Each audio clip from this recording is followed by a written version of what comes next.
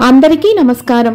ఈ వీడియోలో నేను 2023వ సంవత్సరంలో మనకి శ్రావణ మాసం ఎప్పటి నుంచి ప్రారంభమై ఎప్పుడుతో ముగుస్తుంది, అలాగే ఎన్ని శ్రావణ శుక్రవారాలు మనకి వచ్చాయి, మనం వరలక్ష్మి వ్రతాన్ని ఏ శుక్రవారం రోజున ఆచరించాల్సి ఉంటుంది అన్న పూర్తి విషయాలను ఈ వీడియో ద్వారా తెలుసుకుందాం।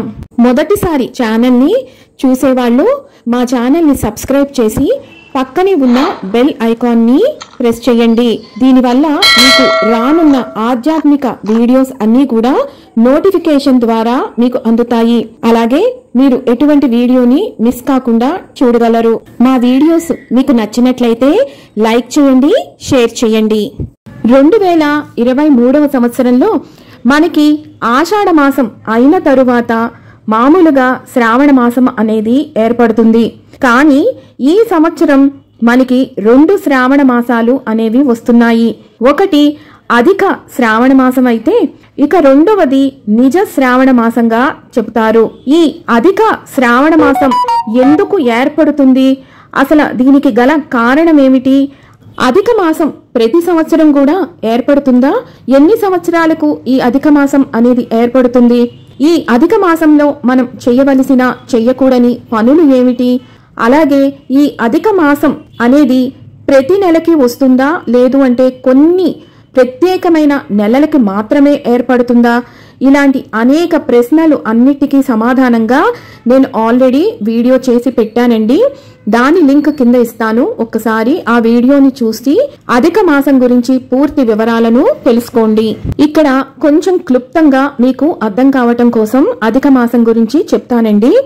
ప్రతి సంవత్సరం కూడా అధిక మాసం అనేది ఏర్పడదు, సుమారుగా 2.5 సంవత్సరాలకు ఒకసారి ఈ అధిక మాసం అనేది ఏర్పడుతున్నది। ఈ అధిక మాసం మనకి చైత్రం నుంచి ఆశ్వయుజ మాసాల మధ్యలో మాత్రమే ఇది ఏర్పడుతుంది, మిగిలిన మాసాలకు ఇది ఏర్పడదు। అలాగే ఈ 2023వ సంవత్సరంలో శ్రావణ మాసానికి ముందు వచ్చింది కాబట్టి దీనిని అధిక శ్రావణ మాసం అని అంటారు। సౌరమానం ప్రకారం సూర్యుడు ప్రతి నెల కూడా ఒక రాశి నుంచి ఇంకొక రాశికి ప్రవేశిస్తూ ఉంటాడు। కానీ ఈ అధిక మాసానికి మాత్రం సూర్య సంక్రమణం అనేది జరగదు। 2 నెలల పాటు సూర్యుడు ఒకే రాశిలో ఉంటాడు। ఏ నెలలో అయితే సూర్య సంక్రమణం జరగదో ఆ నెలని అధిక మాసంగాను లేదా పురుషోత్తమ మాసంగాను లేదా మాల మాసంగాను చెప్పబడుతుంది। ఏ నెలలో అయితే రవి సంక్రమణం జరుగుతుందో ఆ నెలని మనం నిజ మాసంగాను మాధవ మాసంగాను చెబుతాము। సౌరమానానికి చాంద్రమానానికి కొన్ని రోజులు తేడా అనేది ఏర్పడుతుంది, అది జ్యోతిష్య శాస్త్ర ప్రకారం। ఈ రెండింటిని సమం చెయ్యటం కోసం ఈ అధిక మాసం అనేది ఏర్పరిచారు।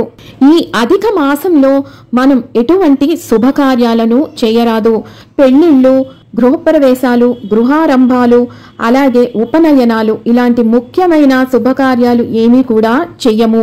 కేవలం మనం నిజ మాసంలో మాత్రమే వీటన్నిటినీ చేయాల్సి ఉంటుంది। ఈ అధిక మాసంలో మనం ఎప్పుడూ కూడా దైవారాధనను చేయాలి, ముఖ్యంగా సత్యనారాయణ స్వామి వ్రతాలను ఆచరించాలి, అలాగే పితృ కార్యక్రమాలను కూడా ఈ నెలలో అధికంగా చెయ్యాలి అంటోంది శాస్త్రం। మరి ఈ సంవత్సరం మంగళగౌరి వ్రతాలు, వరలక్ష్మి వ్రతం, అలాగే శ్రావణ శుక్రవారాలు ఇవన్నీ కూడా ఏ మాసంలో చేసుకోవాలి, నిజమాసమా అధిక మాసమా అంటే అధిక మాసంలో చెయ్యకూడదు అంటోంది శాస్త్రం। శాస్త్ర ప్రకారం ఈ వ్రతాలన్నీ కూడా మనం నిజ శ్రావణ మాసంలోనే ఆచరించాల్సి ఉంటుంది।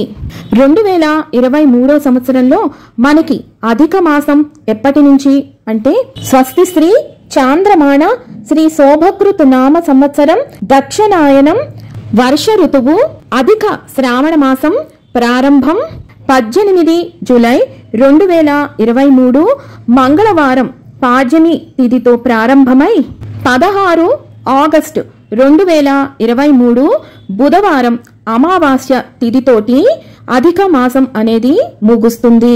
2023వ సంవత్సరంలో నిజ శ్రావణ మాసం ఎప్పటి నుంచి అంటే స్వస్తి శ్రీ చాంద్రమాణ శ్రీ శోభకృత్ నామ సంవత్సరం దక్షిణాయనం వర్ష ఋతువు నిజ శ్రావణ మాసం ప్రారంభం 17 ఆగస్టు 2023 గురువారం పాడ్యమి తిథి నుంచి ప్రారంభమై 15 సెప్టెంబర్ 2023 శుక్రవారం అమావాస్య తిథితోటి ముగుస్తుంది. 2023వ సంవత్సరం నిజ శ్రావణ మాసంలో మనకి 4 శ్రావణ శుక్రవారాలు వచ్చాయండి. మొదటి శ్రావణ శుక్రవారం 18 ఆగస్ట్ 2023 విధియా తిథి పుబ్బా నక్షత్రంతో వచ్చింది. ఇక రెండవ శ్రావణ శుక్రవారం 25 ఆగస్ట్ 2023 నవమి తిథి జ్యేష్ఠ నక్షత్రంతో ఏర్పడింది. ఇక మూడవ శ్రావణ శుక్రవారం 1 సెప్టెంబర్ 2023 బహుళ విధియా తిథి పూర్వభాద్ర నక్షత్రంతో ఏర్పడింది. నాలుగవ శ్రావణ శుక్రవారం మనకి 8 సెప్టెంబర్ 2023 నవమి తిథి మృగశిర నక్షత్రంతో ఏర్పడింది. నిజ శ్రావణ మాసంలో మనకి 15 సెప్టెంబర్ 2023 శుక్రవారం రోజున వచ్చిందండి. కానీ ఇది అమావాస్య తిథితో కూడి ఉన్నది కాబట్టి ఈ రోజున మనం శ్రావణ శుక్రవారం కింద పరిగణలోకి తీసుకోము. 2023వ సంవత్సరంలో మనం వరలక్ష్మి వ్రతాన్ని ఏ రోజున ఆచరించాలి అంటే స్వస్తి శ్రీ చాంద్రమాణ శ్రీ శోభకృత్ నామ సంవత్సరం దక్షిణాయనం వర్ష ఋతువు నిజ శ్రావణ మాసం శుక్లపక్షం 25 ఆగస్టు 2023 శుక్రవారం తిథి నవమి నక్షత్రం జ్యేష్ఠ. ఈ రోజున మనం శ్రావణ శుక్రవార వరలక్ష్మి వ్రతాన్ని ఆచరించాల్సి ఉంటుంది. ఈ రోజున వరలక్ష్మి వ్రతం పూజ చేసుకోవటానికి అమృత గడియలు ఉదయం 4:59 నుండి ఉదయం 8:16 వరకు మంచి ముహూర్తం ఉన్నదండి. ఈ సమయంలో కుదరని వాళ్ళు ఉదయం 9:07 నుండి ఉదయం 10:30 వరకు మంచి గడియలు ఉన్నాయండి. ఈ సమయంలోనేనా మీరు పూజను ఆచరించవచ్చు.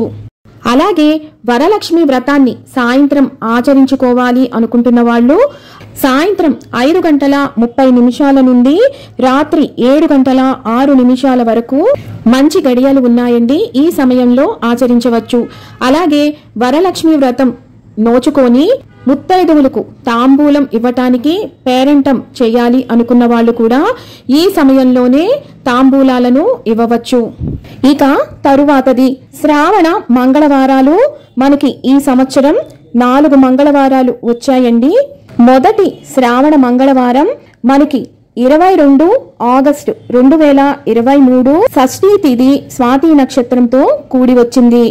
ఇక రెండవ శ్రావణ మంగళవారం 29 ఆగస్టు 2023 త్రయోదశి తిథి శ్రవణ నక్షత్రంతో వచ్చింది. మూడవ శ్రావణ మంగళవారం 5 సెప్టెంబర్ 2023 షష్ఠీ తిథి భరణి నక్షత్రంలో వచ్చింది. ఇక ఆఖరి 4వ శ్రావణ మంగళవారం 12 సెప్టెంబర్ 2023 త్రయోదశి తిథి ఆశ్లేష నక్షత్రంతో కూడి వచ్చింది. విన్నారు కదా, 2023వ సంవత్సరంలో మనకి శ్రావణ మాసం ప్రారంభం మరియు ముగింపు తేదీలు, అలాగే వరలక్ష్మి వ్రతం మంగళగౌరి వ్రతం ఆచరించుకోవటానికి తేదీలు మరియు పంచాంగ వివరాలు మరొక వీడియోతో మళ్ళీ మిమ్మల్ని అందరినీ కలుసుకుంటాను. సెలవు మరి. సర్వం ఈశ్వరార్పణమస్తు. స్వస్తి.